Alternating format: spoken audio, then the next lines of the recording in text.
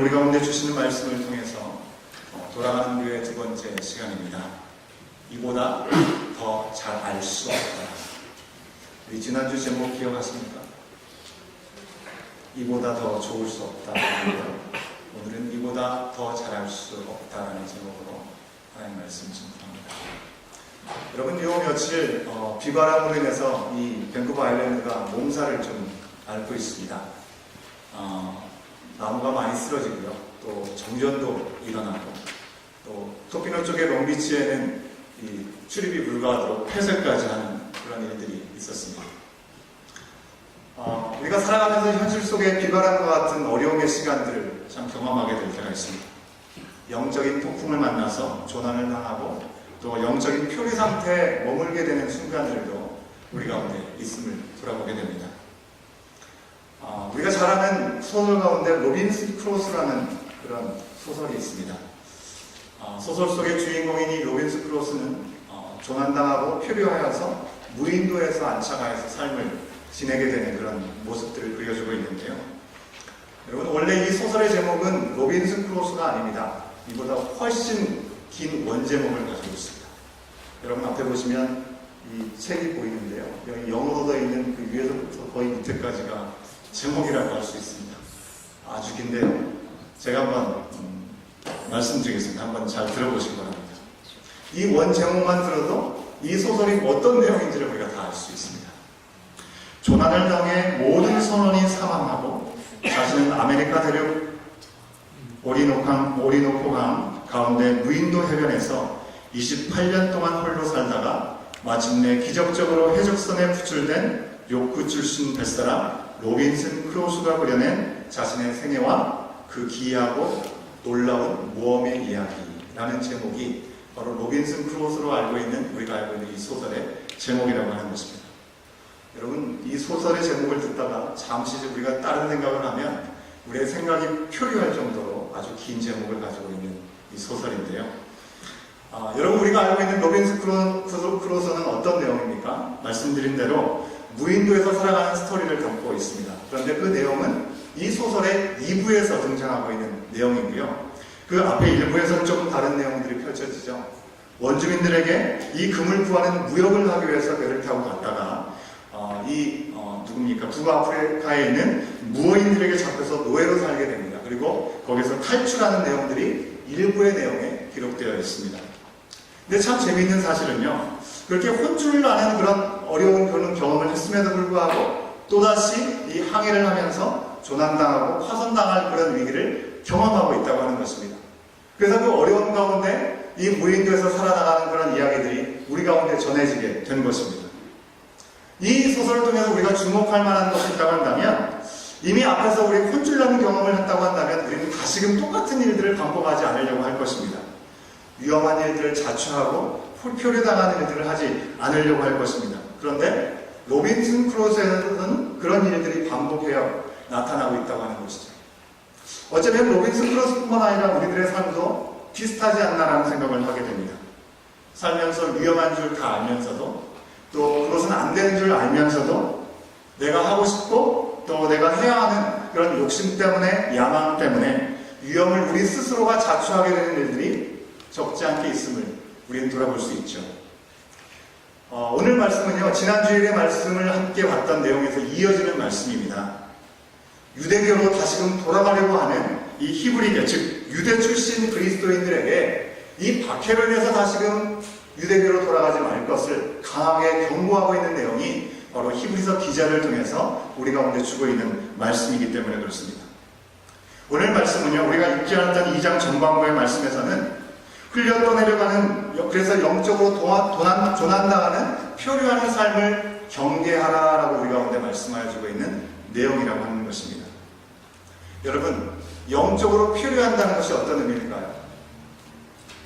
항해하는 중에 배가 방향을 잃어버리고 혹은 사고를 당해서 고장났든지 어디로 가는지 알지 못하는 상황을 우리는 표류한다라고 표현을 합니다. 마찬가지로 영적인 표류라고 하는 것은 우리가 예수 그리스도를 만나고 우리의 삶의 방향이 어느 방향이어야 하는지 분명히 깨닫게 되었을 때 그 예수 그리스도를 제쳐놓고 내 마음대로 내 방법대로 방향을 찾아가겠다라고 하는 그런 생각들이 바로 영적인 표류하게 되는 상황이라고 하는 것입니다. 예수님만이 우리의 삶의 유일한 구세주이심을 우리가 믿음으로 고백했지만 그 믿음을 저버리고 세상의 강한 비바람이 우리 가운데 몰아쳐 올 때 그 조난당하고 표류하는 그 상황 가운데 내 방법을 찾으려고 노력하는 그 모습들을 향해 나가는 사람들 향해서 오늘 히브리서 기자는 그것이 합당치 않다라고 우리 가운데 말씀해주고 있는 것입니다. 우리가 1절 말씀을 같이 한번 확인해 볼까요? 우리가 함께 읽었던 말씀은 아닌데요. 1절 말씀을 같이 한번 확인해 보도록 하겠습니다. 함께 읽습니다. 시작! 그러므로 우리는 들은 것에 더욱 유념함으로 우리가 흘러 떠내려가지 않도록 함이 마땅하니라. 아멘. 우리가 들은 것에 더욱 유념해야 된다고 말씀하고 있죠. 바로 우리가 죄인으로 우리 스스로의 힘으로 어떤 것도 감당할 수 없을 때 우리를 위해서 이 땅에 오셔서 모든 인생의 문제를 해결해 주신 예수 그리스도, 그분에 대한 복음을 들은 그 사실들을 우리가 기억하고 유념해야 된다고 하는 것이죠. 그것을 놓치게 되었을 때 우리는 흘러 떠내려가는 표류한 인생이 될 수밖에 없다는 것을 히브리서 기자는 우리 가운데 말씀하여 주고 있는 것입니다. 또한 디모데전서 1장 19절의 말씀에서 사도 바울은 믿음 안에서 낳은 그의 아들 디모데에게 권면하지 않습니까? 믿음과 착한 양심을 가지라라고 얘기하면서 뭐라고 얘기합니까? 어떤 이들이 양심을 버렸다라고 얘기합니다. 또한 믿음에 관해서는 파선한 사람들이 있었다라고 말씀을 통해서 우리 가운데 이야기해 주는 것을 볼 수 있는 것이죠. 이처럼 우리의 신앙생활은요, 우리가 한번 믿음 안에서 하나님의 은혜를 경험하고 우리 가운데 영생을 허락하신 그 약속을 붙잡고 나가는 삶을 살아갈 때 더 이상 그 이후로는 무사태평 아무런 어려움이 없는 삶을 살아가게 되는 것이냐? 그렇지 않다라고 하는 것입니다. 우리가 예수 그리스도를 주인으로 고백했지만 그 이후의 삶에도 여전히 우리 가운데 찾아오는 고난과 어려움의 일들이 계속 우리 가운데 찾아온다고 하는 것입니다. 마치 바다 위에 있는 떠다 있는 배를 생각해 보십시오. 배와 같이 목적과 방향을 잃게 되면 표류하게 되는 것이죠. 때로 방향을 잃지 않았다 하더라도 아주 높은 파고로 인해서 우리가 달려가는 그 배에 물이 넘쳐오르게 되기도 하고요. 또 이 침몰할 위기 상황에 경험하게 되는 시간들도 있다고 하는 것입니다. 지금 본문 말씀을 받아듣는 이 히브리인들, 바로 유대인들에게는 바로 이런 모습들이 있었다고 하는 것이죠. 어떤 상황이 있었습니까? 유대인이었지만 유대교를 다녔지만 예수 그리스도를 만나서 영접하게 되었습니다. 그리고 예수님만이 우리의 삶의 주인이심을 고백하게 되었습니다. 그런데 로마 제국으로부터 박해가 들어오기 시작하는 것이죠. 예수를 그리스도라고 고백하는 자들을 잡아 사자의 밥으로 먹여 죽게 하였습니다. 순교당하는 일들이 일어나게 된 것입니다. 안으로는요, 같은 동족이었던 유대인들에게 계속해서 괴롭힘을 당하게 되는 상황이 있었다고 하는 것입니다. 그리스도인, 그리고 그리스도교라고 하는 배가 침몰할 위기 가운데 놓인 상황에 지금 처했기에 오늘 말씀을 전해주는 히브리서 기자는 이와 같이 다시금 돌아가지 말 것을 권면하고 있는 것입니다. 여러분, 아마 요즘 날씨, 지금은 조금 비어서 괜찮은데요, 계속해서 비가 오고 거친 비바람이 몰아치고 있습니다. 이렇게 좋지 않은 위기 가운데 꼭 필요하지 않으면 우리가 바람 쐬겠다라고 위험을 무릅쓰고 이 페리를 타고 밴쿠버에 나가는 일들은 아마 없을 것입니다. 특별히 오늘은 우리 교회에 귀한 우리 믿음의 가족들이 방문하셔서 우리 함께 예배드리고 계시는데요. 이렇게 특별히 꼭 이곳에 방문해야 될 상황이 있으셨기 때문에 이렇게 오시지 않고서는 사실 이렇게 바람이 많이 불어서 출렁출렁이는 상황들을 애써서 오직에서 달려올 이유가 없다라고 하는 것입니다. 그리스도인으로서 믿음을 항해하는 이들에게도 똑같다라고 하는 것이죠. 우리가 예수를 그리스도로 고백하고 그로 인해서 우리가 구원함을 얻는 우리의 영생과 구원과 비교할 수 없는 그 가장 중요한 것을 위해서라면 우리는 나갈 수 있어야 되겠지만 그것이 아니라고 한다면 그저 우리의 지식을 충족시킬 뿐이고 우리의 마음에 만족을 줄 뿐이고 그리고 사람들에게 좋은 인상을 줄 수 있는 지적으로든지 정서적으로든지 종교적으로 또 사회적으로 어떤 조그마한 이보다 조금 더 나은 유익을 위해서 위험을 무릅쓰는 사람은 아무도 없을 거라고 하는 것입니다. 오늘 말씀은요, 믿음을 향해서 멈추거나 일단 가던 방향에서 귀를 돌려 역류하려고 하는 이들에게 강하게 그 일들을 멈출 것을 말씀하고 있습니다. 왜 그렇습니까? 첫 번째 이유는요, 이미 우리가 지난 주일의 말씀을 통해서 살펴본 것처럼 예수 그리스도 외에 더 좋은 길은 결코 없기 때문에 그렇습니다. 예수 그리스도께서 우리 가운데 임하시고 우리 가운데 허락하신 그 길을 가는 것이야말로 우리 가운데 최고의 길이고 이보다 더 좋을 수 없는 길이기 때문에 우리는 그 길로부터 돌이켜서는 안 된다고 하는 것입니다. 여러분, 예수 그리스도를 떠나서 예전의 길로 돌아가서 더 좋은 계획, 플랜 B가 우리 가운데 있습니까? 그렇지 않다라고 하는 것입니다. 우리가 분명히 이 자리에 앉아서 예배 드릴 때 우린 모두는 하나님의 천국의 백성으로 약속을 받은 자들입니다. 하지만 아직도 여전히 이 세상에서 하나님 주신 호흡에 따라서 살아가고 있기 때문에 이 세상에서 우리를 향해서 몰려오는 그리고 힘들게 하는 유혹과 시험의 조류들은 계속해서 우리를 침몰하려고 한다고 하는 것입니다. 그런데 그 상황 속에서 우리 스스로의 힘으로 그것을 이겨나갈 수 있나요?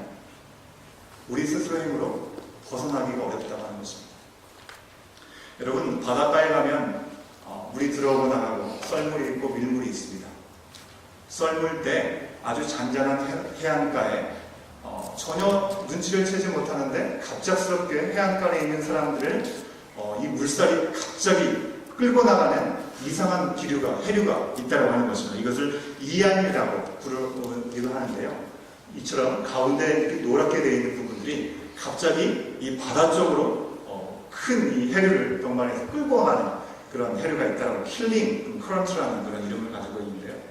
이로 인해서 그곳에서 사람들이 사상자들이 참 많이 일어난다고 합니다. 이런 어려운 상황에 갑작스럽게 처했을 때 사람들의 반응이 무엇인 줄 아십니까? 여러분들도 상식적으로 생각하실 수 있을 것입니다. 물살에 의해서 바다 쪽으로 끌려가게 되면 그 반대편으로 나오려고 애를 써서 수영을 한다고 하는 것이죠. 그러나 그것은 살 길이 아니라고 하는 것입니다. 살 수 있는 유일한 길은요, 내 몸의 힘을 빼는 것입니다. 내가 억지로 이 흐르는 해류에 거슬리려고 하지 말고 얼마 가지 않는 그 시간 동안에 내 몸을 물에 맡기고 어느 정도 이 흐름이 약해졌을 때 이 사이드로 이렇게 나오는 것이 살아날 수 있는 방법이라는 그런 내용을 전해줄 수가 있습니다. 그런데 대부분의 사람들은 그 반대 방향으로 열심히 역류하려고 하다가 아무리 수영을 잘하는 사람이라 하더라도 힘이 다 빠져서 익사해서 죽는 경우들이 대부분이라는 그런 보고를 들을 수가 있습니다. 이처럼 우리가 마귀와 세상 혹은 내 자아로 인해서 가하고 거센 비바람과 같은 어려움들이 우리 가운데 찾아왔을 때 내 살 길을 스스로 찾기 위해서 스스로 그리스도를 떠나서 나의 방법을 찾겠다라고 애쓰는 모습들을 우리는 내려놓을 수 있어야 된다는 것을 생각해 볼 수도 있어야 되는 거죠. 그렇지 않으면 더 큰 위험에 빠질 수 있기 때문에 그렇습니다. 히브리서는 이 내용에 대해서 큰 구원을 등한히 여기서 에덴으로 다시 도망가려고 하는 모습은 가져서는 안 된다라고 얘기하고 있는 것입니다. 우리가 그리스도인이 되었습니다. 지금 당장 눈앞에 보이는 그리스도인이기 때문에 우리가 고민하고 겪게 되는 어려움이 있을지라도 그거와 비교할 수 없는 큰 구원이 우리 가운데 예비되어 있기 때문에 다시 예전에 향한 방향으로 돌아서는 안 된다고 말씀하고 있는 것이죠. 만약 우리가 그저 예수님의 은혜를 전혀 몰랐던 사람이라고 한다면 모르겠습니다. 하지만 정말 하나님의 은혜가 얼마나 놀라운 것인지 먼저 경험했다고 한다면 그 은혜를 경험하고 그 은혜 가운데 있는 것이 너무나 복되다는 것을 우리가 분명히 알고 있다고 한다면 다시 돌아가게 된다고 하는 것은요, 예수님이 대신 받으신 형벌을 어떻게 물을 수 있겠냐고 하는 것입니다. 하나님은요, 우리가 큰 구원으로부터 돌이켜서 죄와 사망의 종으로 다시금 돌아가기를 원하시지 않으신다고 하는 것입니다. 그를 위해서 우리에게 3중의 안전장치를 허락하셨습니다. 그 3중의 안전장치가 어떤 것입니까? 첫 번째는요, 우리 가운데 던지듯이 말씀하시고 끝난 것이 아니라 그 말씀이 육신이 되셔서 우리 가운데 오셨습니다. 바로 예수님께서 친히 우리 가운데 말씀하여 주셨고요. 그리고 두 번째로는 바로 그것을 들었던 사람들이 그것을 컨펌해 주셨습니다. 그것이 정말 사실이라는 사실들을 우리 가운데 증거해 주셨다고 하는 것입니다. 그리고 세 번째는 하나님께서 친히 표적을 통해서 성령의 이 교통하심을 통해서 우리의 삶 가운데 많은 이적을 통해서 변화의 역사의 증거를 통해서 우리 가운데 확증해 주셨다고 하는 것입니다. 그러기에 우리 그리스도인들은 세상의 풍파, 여러 가지 유혹이 오는 그런 죽음의 해류가 우리 가운데 찾아온다 할지라도 끌려가거나 믿음의 항해를 포기해서는 안 되는 것이고요. 끊임없이 저항해야 하는 것입니다. 어떻게 저항해야 할까요? 저항하는 방법은 간단합니다. 바로 예수님을 바라보는 것이고 예수님께 집중하는 것입니다. 우리 가운데 주신 말씀, 이 말씀에 우리의 마음과 눈을 초점을 맞추고 그 말씀 앞에 순종하는 삶으로 경청할 때 그 모든 것들이 가능한 것입니다. 믿음을 향해 가게 하시는 분 오직 예수님 한 분뿐이신 줄로 믿습니다. 우리가 죄인이었을 때, 우리가 주님을 알지 못했을 때 이미 우리의 모든 인생의 문제를 지시기 위해서 이 땅에 인간으로 오시고 죽기까지 모든 고통을 다 짊어지시고 우리를 자유케 하신 분이 바로 예수 그리스도이신 것이죠. 그렇기 때문에 예수님이라고 하는 우리 항해, 믿음의 항해에 이 키를 놓치지 않고 그분을 향해서 온전히 바라보며 나갈 때 우리는 때로는 넘어지는 것처럼 보이고 폭풍을 해서 어려움에 처하는 것처럼 보이지만 그 가운데서 꿋꿋하게 하나님의 나라를 향해서 온전히 서갈 수 있도록 인도하신다고 하는 것입니다. 우리가 믿는 예수님이 어떤 분이신지를 말씀하시기 위해서 5절부터 18절까지의 말씀에서 예수님을 소개해주고 있는데요. 몇 가지를 말씀드리면 먼저 예수님은요, 우리를 위해서 잠시 천사보다 못한 존재가 되셨다고 말씀합니다. 쉽게 말하면 하나님이 사람이 되셨다고 하는 것입니다. 7절 말씀을 한번 확인해 볼까요? 7절 말씀 함께 확인해 봅니다. 시작. 그를 잠시 동안 천사보다 못하게 하시며 영광과 존귀로 하늘을 씌우시며. 천사보다 못하게 하신 것은 바로 우리들을 위한 시간이었다고 하는 것입니다. 그리고 그 다음으로 모든 사람을 위해서 죽음의 고난을 받으셨습니다. 9절 말씀입니다. 9절 말씀도 함께 읽습니다. 시작. 오직 우리가 천사들보다 잠시 동안 못하게 하심을 입은 곧 죽음의 고난을 받으심으로 말미암아 영광과 존귀로 하늘 쓰신 예수를 보니 이를 행하셨음은 하나님의 은혜로 말미암아 모든 사람을 위하여 죽음을 맛보려 하십니다. 우리 모든 사람을 구원하시기 위해서 죽음을 맛보시기 위해서 인간으로 오셨다는 것입니다. 고난은 무엇을 위한 것입니까? 고난의 목적이 무엇입니까? 바로 우리를 향한 구원, 그 한 가지라고 하는 것입니다. 구원을 통해서 우리가 은혜의 자리에 나갈 수 있었기 때문에 말씀 앞에 온전히 나갈 것을 기자는 또 오늘 우리 가운데 주신 말씀을 통해서 우리 가운데 권면해주고 있는 것이죠. 고난이 우리 가운데 온다 할지라도 그 고난을 통해서 나에게는 힘이 없고 답이 없고 오직 주님께만 답이 있음을 바라볼 수 있게 하시기 위해서 때로는 우리 가운데 고난을 허용하신다고 하는 것입니다. 예수님은 두 가지를 위해서 이 땅에 오셨습니다. 우리를 놓아주시기 위해서 오셨습니다. 무엇으로부터 놓아주시기 위해서 오셨습니까? 죽음의 권세를 사로잡고 있는 사탄으로부터 우리를 놓아주시기 위해서, 죽음의 두려움으로부터 우리를 놓아주시기 위해서 이 땅에 오셨다고 하는 것입니다. 여러분 아시는 것처럼 어제 우리 믿음 가운데 함께 신앙생활을 해오던 고 조호근 집사님께서 하나님의 부르심을 받고 천국 환송 예배를 함께 드렸습니다. 우리가 죽음 앞에 대면하게 되면 참 인생이 별거 없다 생각합니다. 헛되다 생각합니다. 그 가운데 죽음에 대한 두려운 마음을 다시 한번 갖게 되는데요. 예수님께서 이 땅에 오신 것은 그 죽음에 대한 두려움으로부터 우리를 놓아주시기 위해서 이 땅에 오셨다라고 말씀은 우리 가운데 증거해주고 있다고 하는 것입니다. 또한 예수님은 왜 오셨습니까? 우리를 붙잡아 주시기 위해서 오셨습니다. 어떻게 해요? 하나님의 자녀로 새롭게 우리를 붙잡아 주시기 위해서 이 땅에 오셨다고 하는 것입니다. 예수님께서 죽음으로부터 노임을 받고 그리고 하나님께 붙들린 자녀가 되게 하시기 위해서 앞서서, 우리보다 앞서서 먼저 인간으로 오셔서 시험을 받으시고 죽기까지 복종하심으로 그 모든 일들을 감당하셨기에 이제 누구보다 우리에 대해서 잘 알고 계신 하나님께서 우리를 위로해 주실 뿐만 아니라 우리를 때마다 필요한 도움을 주실 수 있으신 분이라고 우리 가운데 말씀하여 주고 있는 것이죠. 마지막 18절 말씀을 우리가 같이 한번 확인해 봅니다. 18절 말씀입니다. 시작. 그가 시험을 받아 고난을 당하셨은즉 시험을 받는 자들을 능히 도우실 수 있느니라. 아멘. 그러기에요.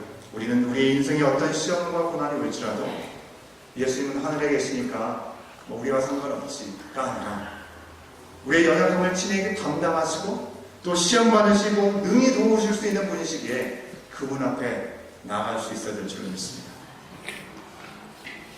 예수님이라는 소망의 닷을 내리고 믿음의 항해를 향해 나아갈 수 있어야 됩니다.